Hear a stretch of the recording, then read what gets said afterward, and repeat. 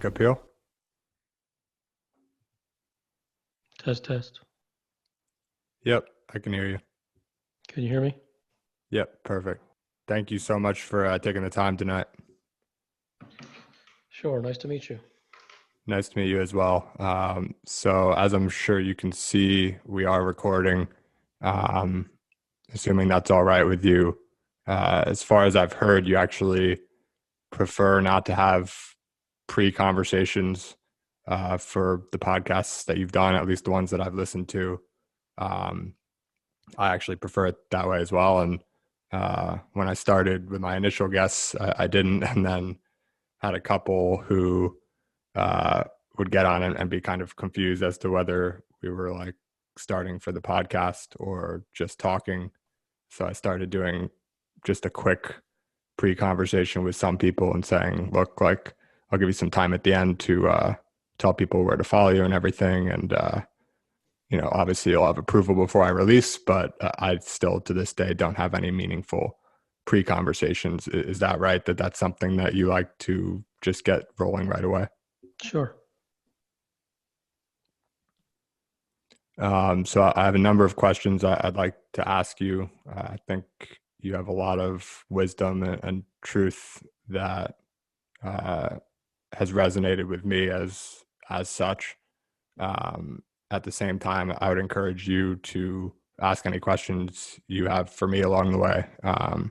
I really appreciate you taking the time, like I said, and think that this is something that you do for a number of people. Maybe you could start off just by telling those who aren't familiar what exactly you do in terms of coaching, teaching, and alike. It's, to be honest, very difficult to explain. Essentially, it's the road to conquering the mind and the road to discovering truth in whatever the endeavor happens to be, whether it's life, business, or sport. And before that, doing that as your main thing, you were a medical doctor, is that right? I was a practicing physician, but then this became a natural calling and sort of organically took over, and it sort of became its own thing. So now it's something which is specifically for very sincere and serious individuals who tend to be very high performers, very high achievers in the world of business and performing arts and professional sport. Yeah, it's very interesting, and transparently, I think that I don't see myself as having, and not that you necessarily did when you started, but the credentials to be a coach or to be a teacher. But it's something that I could certainly see myself developing into over time. You obviously started as a doctor, which takes a number of years. And then well, the truth about that, I mean, if we're going to discuss the truth, which is the only thing worth discussing, then it isn't about credentials. I mean, even in medicine, the credential of MD gets you in the door with regard to the legal practice of medicine, but getting your MD has nothing at all to do with the practice of medicine. The practice of medicine and the practice of anything has to do with learning the craft. And that is never done in school. That's always done on the pavement. It's always done in the field. That's fair. I think, well, I guess as a follow-up to that, do you believe that there are different times in a person's life where they could foresee, like for instance, with myself, that I could foresee an interest and a calling and a true wanting to, credentials aside, excuses aside, become that type of coach or something similar, but different and unique from what you are doing at a different stage of life without having the compulsion to do that now? Is that something that you think is reasonable? I don't quite understand the question. So to your point, you don't need credentials to be a coach, right? I could, if I really wanted to coach and teach people, I could presumably find clients. Well, but there's the massive implication in what you're saying, which is not, it's the elephant in the room. The implication in what you're saying is that credentials actually make you competent. And I would say that credentials don't make you competent at all. Credentials, what does school know about teaching anybody anything? There's nothing world class about school. To become world class in anything never begins or ends with a credential. So a credential is actually an interference. So that the question of you can do it without having a credential implies that having a credential makes you competent at doing it. And it doesn't. It makes you mediocre. I agree. I think what I was getting at was more so, um, I'm enjoying doing what I'm doing now. I'm recording podcasts, I'm writing, I'm running, and I have a larger degree than I've had in the past amount of freedom, I would say, which I know is something I definitely want to talk about with you. I quit my job a year ago, which is, a pretty objective, something that controls my time. I have to be in an office in a physical location from whatever it was. I was in investment banking, so it was like 10 a.m. to pretty late hours in the night, and then on weekends I'm glued to my phone and on call and everything like that. Um, anyway, it was a little bit of a sidetrack, but what I was getting at earlier, I think, was that the having the credentials doesn't necessarily enable or teach someone to do something better, to your point, and in the realm of coaching I'll stick with. But if I was a former CEO and 40 years old or 50 years old and had sold $2 billion+ companies, I would have a far easier time. Not that I couldn't do it with the skill without that experience, but I would have a far easier time, I think, attracting founders, CEOs, athletes, whoever it might be, to become a client because of those credentials. Not to say that it's right or that I would be better at it. Do you agree with that? Sure, you're basically talking about branding. And so you are using the experience as a credential. And so what you're saying is that that credentialed experience of having done that might make those who come to you feel that because you have done that, that you would know something and that you'd be able to help them in some way. And I guess the only question would be, what precisely is it that they need help with? Because the fact is that the idea of help is a it's a very nebulous concept. Human beings all basically search for the same things, and it doesn't. I mean, you're talking more of almost like a mentorship in the form of a coach, and I to be honest, I downplay all mentorships in coaching in general. I think coaching, you know, it's very hard to have these conversations because there are so many things that are not even mentioned that are almost um, they're taken as being understood and they're not. You like start conversations on the seventh level, and the first six are actually non-starters, but they're assumed to be correct, and that's why the conversation begins on the seventh. So even we need to back up like 15 steps and say, well, even what does a coach actually mean? So all the words that you're using, I know how you're using them, not because of you specifically, but because it's the culture, it's the world, it's society. And the way in which these things are used, even the fundament of those, I'm against. I don't think they do anything for anybody. They're just cosmetics. So even coaching someone, I know what you mean by it, and I think it's I think it's all irrelevant. I think coaching is irrelevant. I think teaching is irrelevant. And regardless of what you might say that I might do the same thing, I would say, first of all, I have no idea what it is that I do. And second of all, while someone from the outside might, by some stretch, categorize it under the category of coaching and teaching, it is a magnificent stretch to do so. But the only reason that would be done was because there are only so many words in the English language. And so therefore some of the words do overlap, and so you only have so many words to choose from. Yeah, I agree and appreciate that. I I agree with the sentiment of I don't have a word. Like you said, you don't even know how to describe what you do. Right. I would hope to like right now, I was trying to explain earlier, I can tell you a bunch of things that I spend my time doing, but I don't have a job, and that's by choice. And that's confusing enough to a lot of people. So when they ask me what I'm doing, it's a very hard question to answer. Transparently, I hope that that's an answer for a large portion of my life, because I think that the closer you are to a definition and the meaning, the societally accepted meaning of a word, whether it be coach or investment banker or entrepreneur, and those are broad words, but still relatively defined to, oh, you're probably spending 40 plus hours a week doing X, Y, and Z.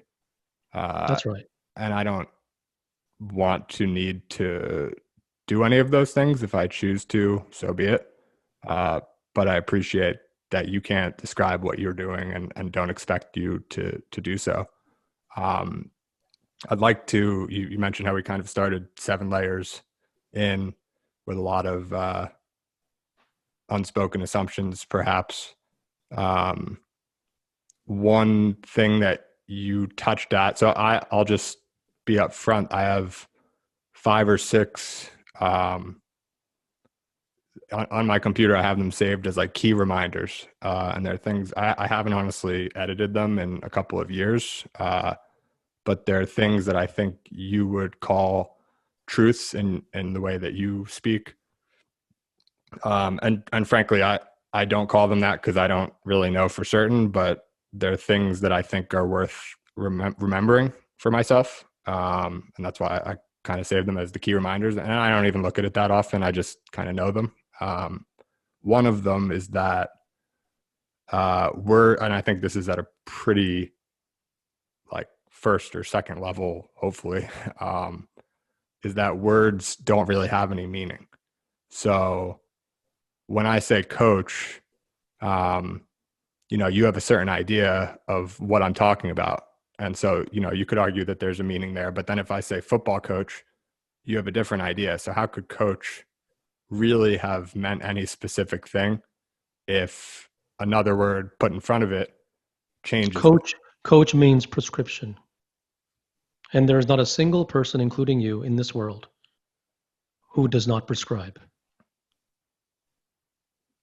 So I know what you mean to some extent, because I at least know, I think, how you might describe what you mean. But for those who might want to follow Prescriptions are along, our how-tos, our methods, our 5-step plans, our techniques. right? So how do you feel about the statement that I made that words have no meaning? And if I think it's I think it's abstract. I think, you see, I don't really know who you are, and therefore I don't I don't know I don't know the depth of your knowledge.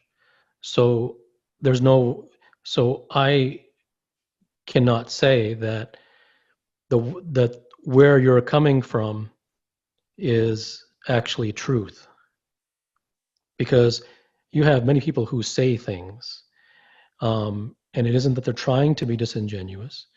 It is that their understanding is a cosmetic level, even though the words may overlap.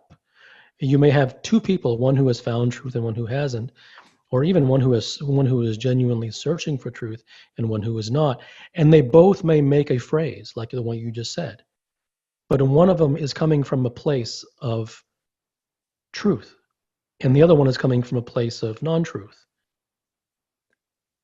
that makes sense. I mean, I could tell you I really believe that, but obviously you don't have to believe me in saying that.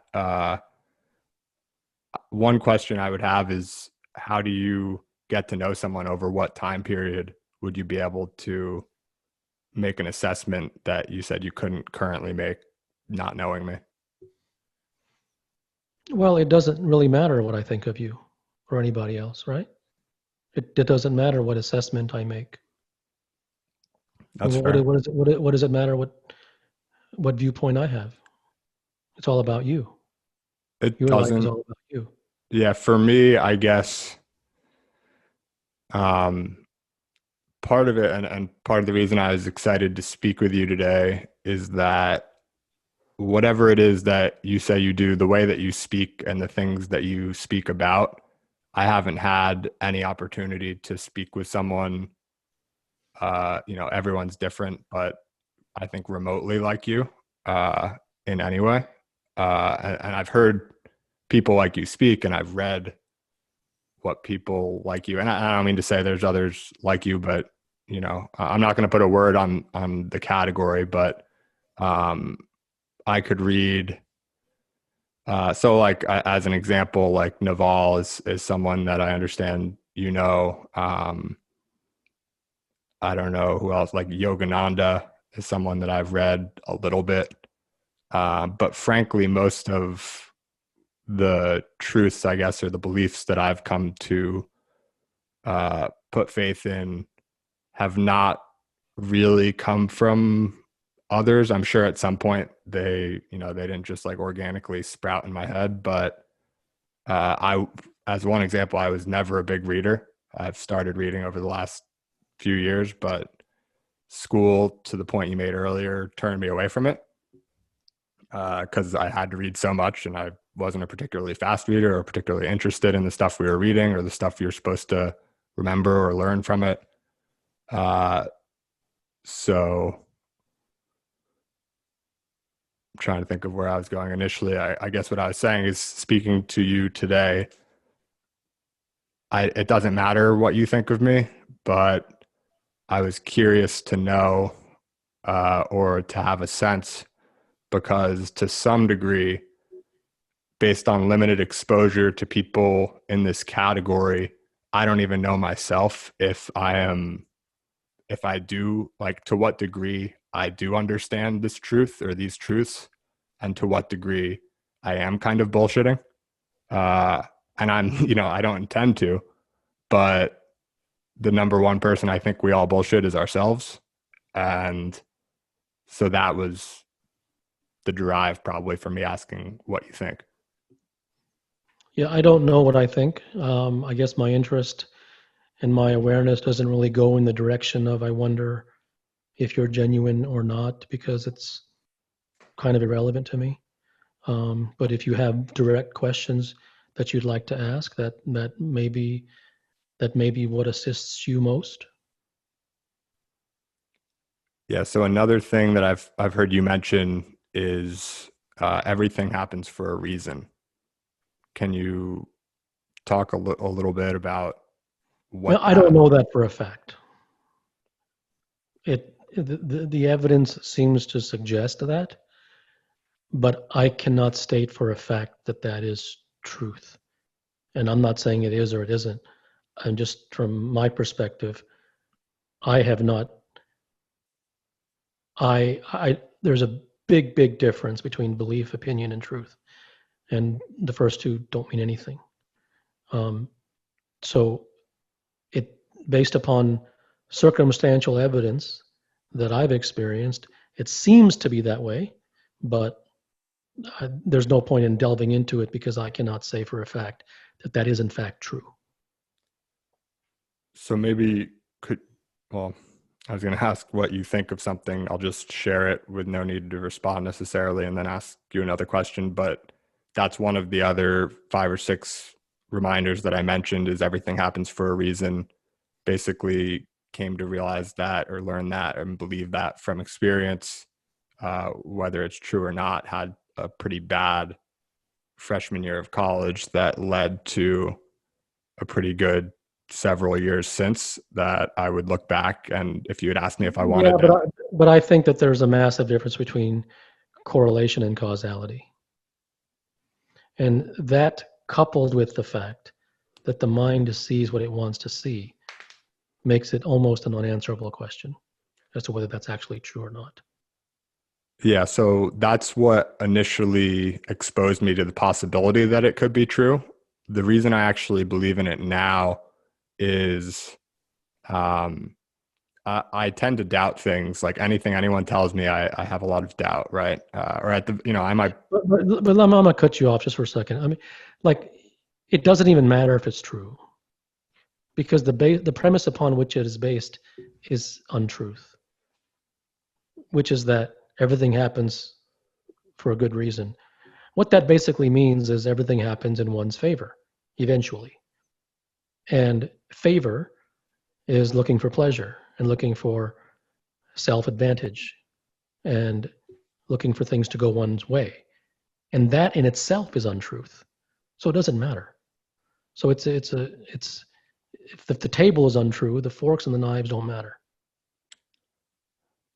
So one of the ways I think about things like this is, and maybe I should, maybe it would be wise or truer to change this, but I have not been as concerned with the truth as things that work to my advantage. And I think, to your point, that's just false kind of as it is.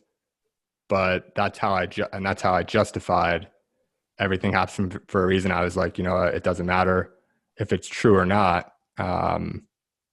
If I believe it and it's true, great. I believe in a truth. And if I believe it and it's false, then I just had the sense that believing everything happens for a reason will drive you to kind of make that become true and make good things for yourself. And so I came to the conclusion that it was a good thing to believe, regardless of whether it was true or false. But that's obviously different from something that is purely true. And I guess I've had a more difficult time identifying those things. Could you talk about something that you view Well, it as... isn't about identifying them. It's what you're interested in, not that you should be interested in one thing or another. You've mentioned the word belief about 25 times, and it isn't good or bad. There's no wrong or right, but you are enamored by belief. Belief holds something of value to you, and as long as it does, you are not a candidate for truth.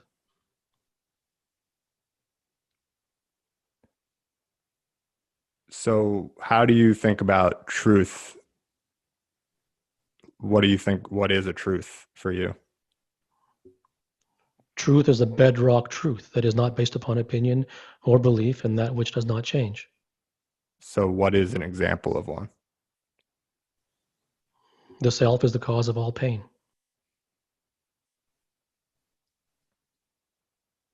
And that's essentially, so a truth, what's the difference between a truth and a fact? I don't know. The conversation is getting boring when you go into definitions. Truth is just the truth. Don't go into the Webster's dictionary and try to, you know belief, you know opinion, and you know truth.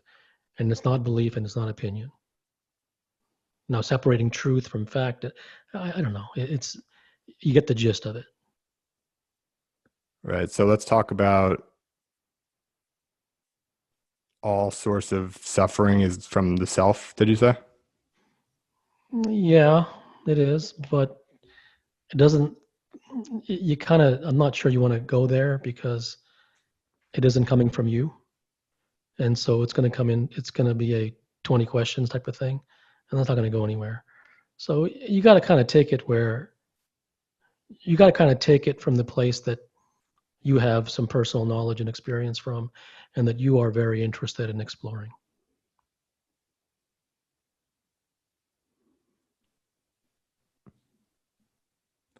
I've heard other people speaking with you in the past have had sort of moments of silence throughout the conversation. They didn't quite know what to say, and I'm finding myself there now. And that is really isn't me. That's just the power of truth, because truth is uncompromising. It doesn't believe in chit chat. It doesn't believe in exploring concepts on an intellectual basis. It doesn't have any interest in helping people. It doesn't have any interest in whether you understand or not. It renders, truth is the only thing that renders someone speechless, and it transforms human lives.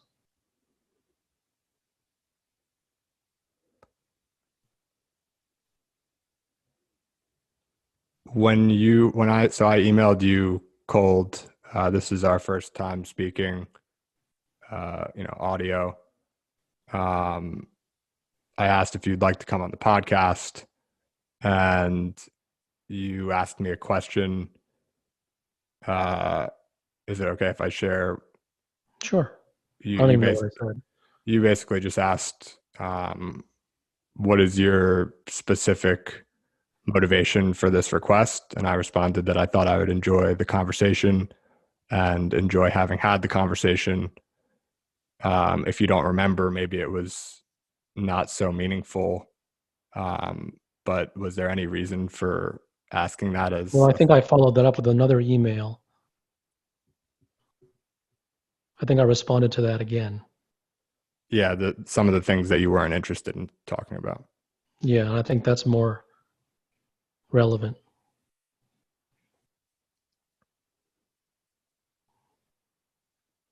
You may want to read that.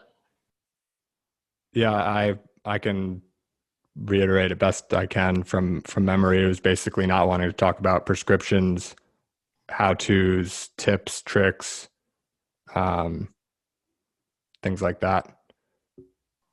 Yes. And I may accidentally be asking for those things. I'm not sure if you're implying that. It's not my intention to. I certainly want to respect, this is your time that you're sharing with me. And by the way, if I'm wasting it, we can end it. It's interesting for me to have this challenging conversation. Um, so it's not a waste of my time, but genuinely, if it's No, zero you can ask interest, what you like. You can ask what you like. what questions do you typically begin with to your clients, or how do you begin conversations with your clients? I don't begin in any way. I have no idea what I'm going to say. I don't recall what I did say. There's no briefcase. There's no PowerPoint presentation. There's no 5 steps. I have no clue. So would you guys just sit there, or they typically start, or you basically, I'll Basically, it's just, I mean, the cosmetics of it is irrelevant, but the truth is, it is simply an exploration of truth. is it okay? I mean, I can ask you questions. I don't know that I should ask you too many like personal questions like I typically do in a podcast. My interest was more so in digging into some of these wisdoms, truths, whatever you want to call it. And I guess I'm not sure whether it's easier to do so in offering myself as an example to some degree, or Well, you can do it. You can do whatever you feel like. We can just play it however you organically feel. Whatever comes about, comes about. so one thing you talk about is a universal human desire to feel good, to feel pleasure, that is endless to some extent, because that is, with pleasure comes pain. It's two sides of the same coin, I think you've said. And it gets back to the words have no meaning, the everything happens for a reason, there's no good and bad, there's no right and wrong. They're just,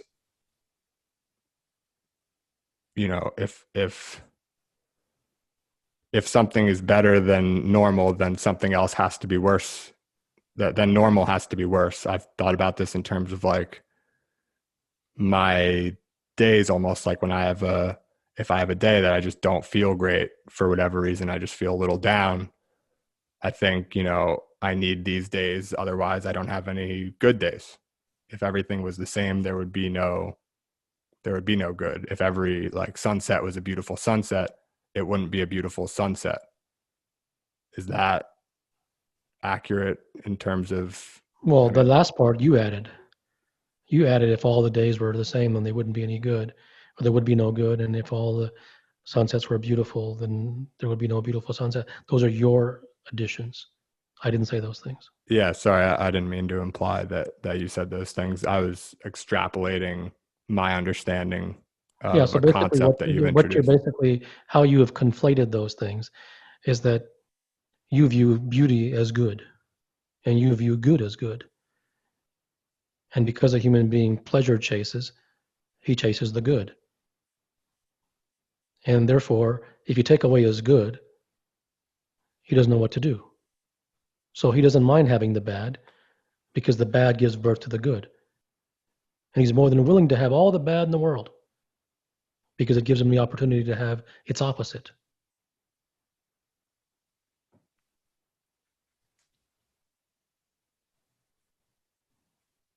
In your view, is there a equal sort of component there where in order to experience amazing, you have to also experience terrible? They're both the same. All of Amazing life, and all of life, terrible? all of life simply vacillates between one and the other. And as long as there's one, there will be the other.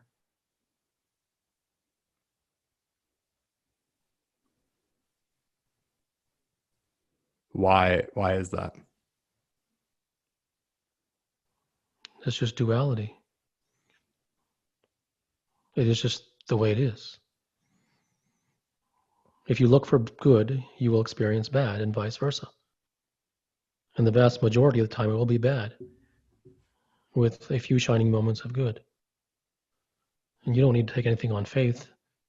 One simply needs to examine their own life. But human beings believe society, and they believe these nonsense self-help books and these priests and pundits and gurus and spirituality and religion and motivational speakers and the latest bestseller list nonsense. And therefore, they spend their entire life chasing good and running away from bad. Without knowing that they're both Without mis- wanting to know. why don't people want to know? No one's interested in the truth. Why not? The pleasure chase, DNA. So The number of people who have the DNA to seek the truth is extraordinarily small. Why that is, I don't know. The number of human beings who have the power or the DNA, more the DNA than the power, to rise above their conditioning, or even have the desire to rise above their conditioning, is infinitesimal. and the two cannot coexist. You cannot seek pleasure and truth. Well, there's no rule. There just is no, but the search for pleasure is not truth. The search for pleasure is the search for pain. And none of what I am saying should be done or not done or adhered to or turned into a rule or prescribed or is good for you. In fact, I would say it's bad for you. Don't even do it. I hope you vomit if you do it. Do you consider yourself a seeker of pleasure or a seeker of truth? Truth is the center of my life. It is Since my obsession. you were born that way, or you That's a good grew? question. I'm not sure. If I look back retrospectively, there's always seeds of um, there's always seeds of things in the past. So yes, the seeds of that were there, but I don't. It was never to this degree. And when the seeds were there, were but you weren't fully in it. The what was like pleasure seeking, for example, Sure, in the way. sure, absolutely. It was actively an obstacle. Well, it wasn't seen as an obstacle.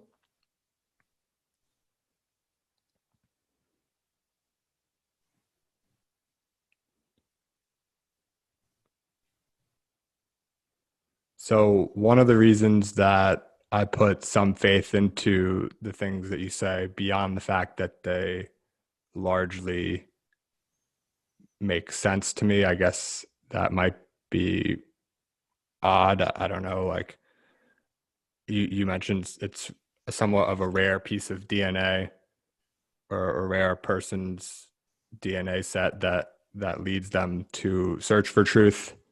I don't know if I'm one of those people. If it's possible to sense a seed, like I would say that I may have one, uh, an inclination for that. But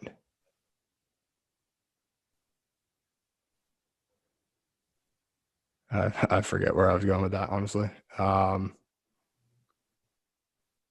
One of the reasons I put faith into the things that you say, and maybe that's completely the wrong way of saying it, but one of the reasons I value your time and willingness to answer some of my questions and share your wisdom with me or your truths, um, is that not only uh, not only are or were, I'm not sure, you the replace whatever word you want for coach, what it is that you do for Naval, who I think is a tremendously successful business person that I might aspire to be like in some ways. And I think he comes from a perspective that is uncommon in the space. And so if you're sharing a lot of these truths that he's buying into so much, it's kind of like a connection of trust. And obviously I don't know him personally, so that could be silly in and of itself, but I think it's possible to trust people based on what they say, even if it's not personally to you. And secondarily, is it true that you have kids who are, and I don't know if this you don't want to talk about, but that are very good at golf? Yes. So I think one of the things that I look for always is like, that's pretty objective, right? And sure, they could have for all I know, you could be an incredible golfer, and it could be as much genetics as anything else. But when I see extraordinary success coming from someone who professes to have things worth listening to, ideas, truths worth listening to, that inclines me to believe them, or at least give them the benefit of the doubt for a while. How have you translated what you've come to know to them to lead to their success? I wouldn't say I led to their success.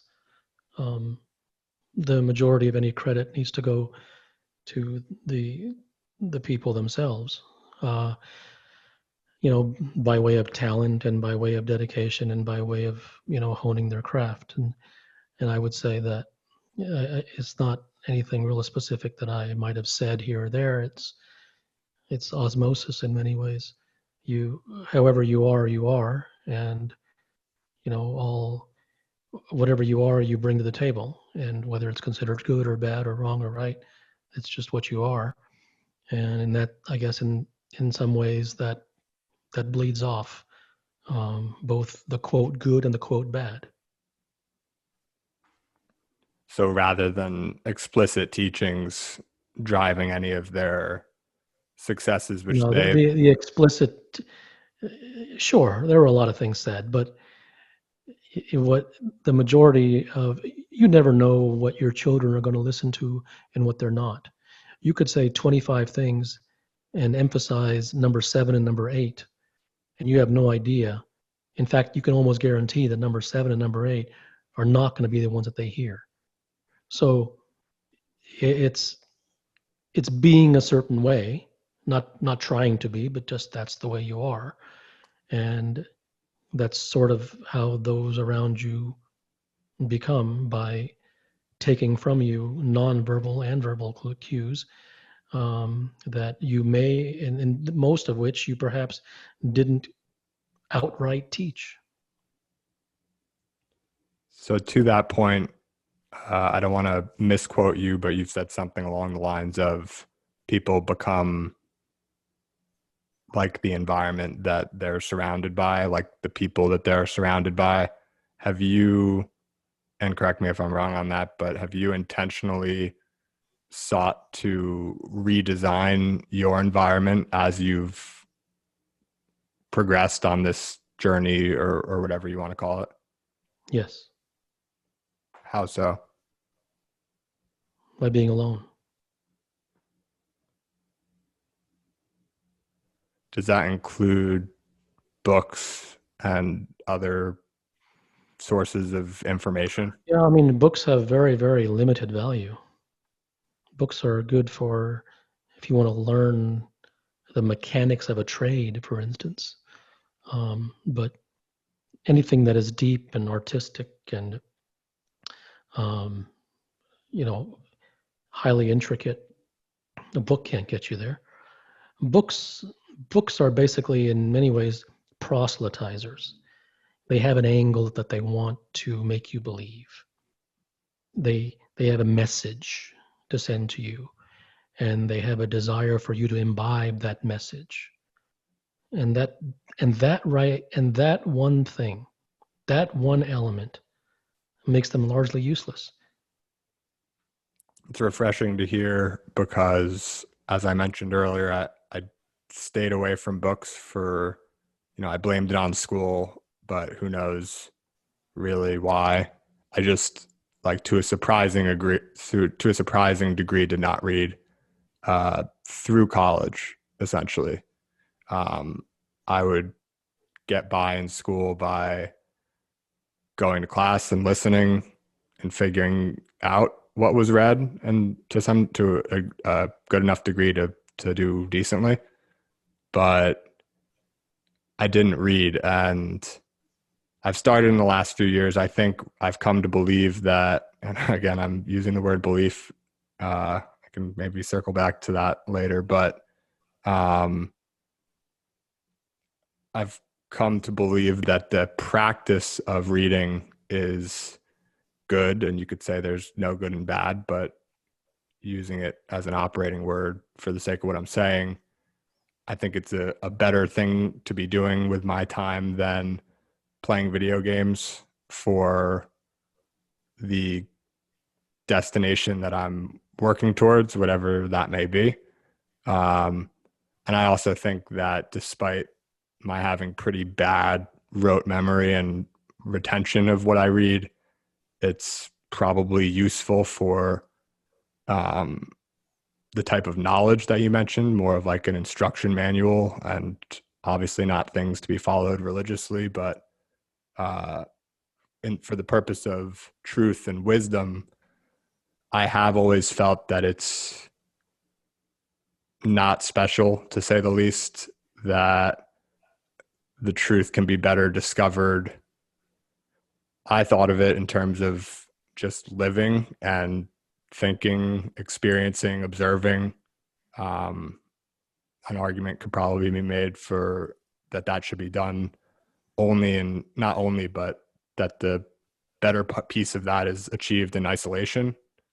That's not really a jump that I had made, but my mother is an author, and so when I would say something like, "I think books are actually dangerous," sort of for the same reason that you mentioned, which is that there's some sort of agenda that the author has, and by blindly reading and trusting every word, you're brainwashing yourself to some degree, and you need to be really careful what you choose, because it's not your agenda. Um, is this along similar lines of how you think of reading? Are you as cautious when it comes to books as I'm sort of interpreting? I genuinely don't read books because I'm not interested in prescriptions. And there's no books that don't offer prescriptions. Like I said in the beginning, everyone is brainwashed and conditioned to give and receive prescriptions. There's no author out there who's writing books without prescriptions. Therefore, for me, there's no book to read. But you've written books, and I've written quite a bit this past year and prior. Why? I can try to answer the question myself, but why is it that for myself, but why for you do you write or did you write? I write because I have to write. You feel there's no choice? Yes. At my fundament, I'm a writer. It is something that comes to me. It is the medium through which I explore. Is there anything else that you have to do? Discover truth. Is there anything beyond those two things? What's left? So if you keep it at that, Well, as opposed to what? What else is there? Yeah, I don't know. Read, exercise, eat. But you're talking about basic functions of living. I don't think that you were asking that question a minute ago. I don't think that you were asking, do you eat or shower? I thought you were asking in the vein of, is there any other activity or any other pursuit that you're involved in? Yeah, eat was a different. You're right. That was a different question, or in response to a different question. I think people would describe reading, and some people might describe reading and what was the other one? I said exercising as a compulsion or something that they feel they have to do, or starting a Once business. again, that's a daily living thing. That isn't a pursuit. A person doesn't exercise 19 hours a day. That isn't. They don't live to exercise. That's just something. That's one of the things they do for, quote, health or whatever it may be. So let's look at writing then versus writing. You're creating words, right, and messages and whatever it may be. Is it fair to compare in a similar category building a business as something one could feel compelled to do? I mean, there's no wrong or right. Whatever someone is driven to do, he's driven to do. But you don't put that in a separate category like my prior examples, which probably didn't make sense. You think that's an appropriate thing in the same category? Sure. Yeah. It's whatever your calling is. It's whatever grabs your heart. You mentioned earlier that this pursuit of truth is something that happened organically for you over time, that it was a calling. To me, and I don't want to get into the semantics of the words, but calling I think of as like uh, immediate realization of sorts, whereas organic implies a long-term trend towards something. Which or where in between was the case for you? Yeah, I don't like definitions. They don't go anywhere. I guess I don't mean to ask you to label it as much as shed light on your experience of moving towards where you are now. If you're asking how it happened, I don't know.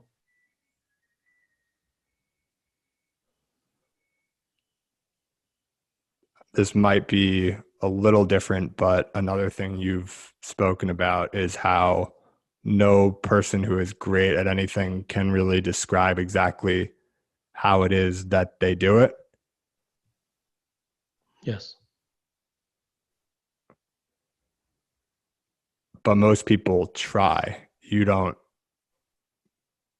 It's a useless. Most people do a lot of things. Yeah. What does that have to do with anything? As if trying does anything. What is, if something isn't truth, what does it matter if you try to do it? Everyone caters to everyone else. All of human action is based upon ego and vanity. So to try to show someone because you want to help them, or because it makes you feel good, or because you want to show off, or even if it isn't to show off, just because it makes you feel like, it's the ego of the helper. Therefore you try, and therefore you check the box of trying. What does that have to do with anything? There's only truth and there's not truth. That's all there is. How much effort you put in, what you tried, it doesn't matter. There's no credit. People like to assume there is. You get credit for trying, and you get credit for helping your fellow man. You don't get credit for anything.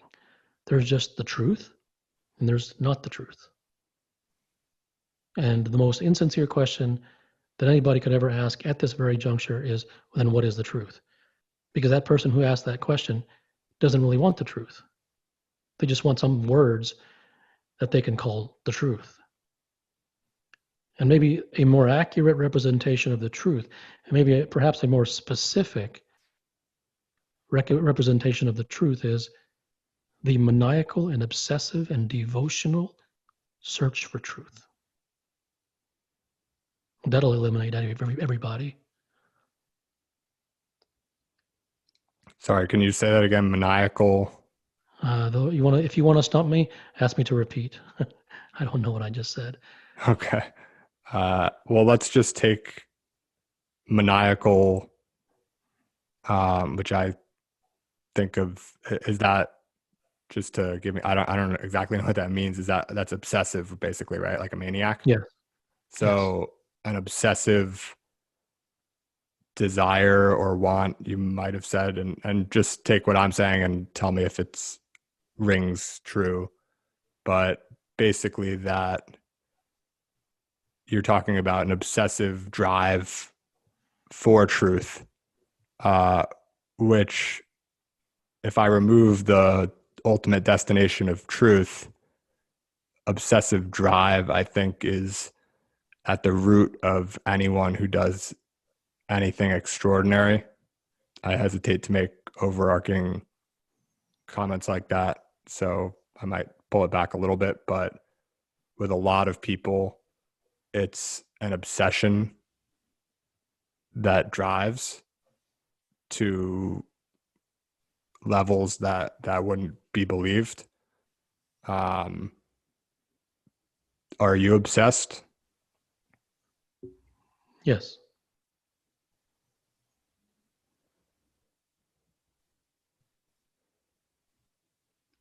Do you agree that obsession leads to extraordinary outcomes, unlike other characteristics that people might have? It does, but it doesn't matter.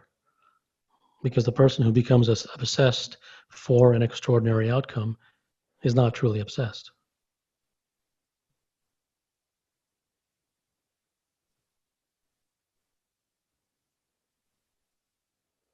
They would only be, if anything, obsessed with that outcome to some degree. Yeah, they're just, using it as a clever trick.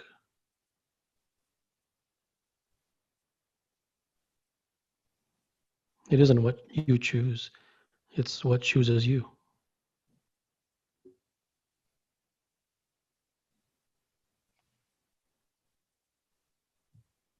How does someone open themselves to being chosen, if that's...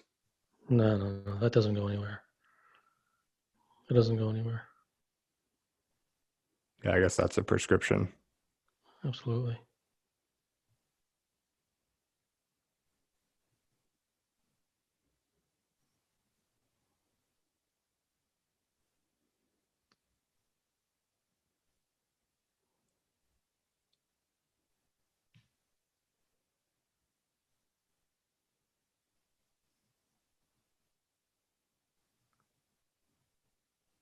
Well, I know we're coming up on the time that I had scheduled, and this is about the longest silence I've had thus far. So maybe it's just time to end.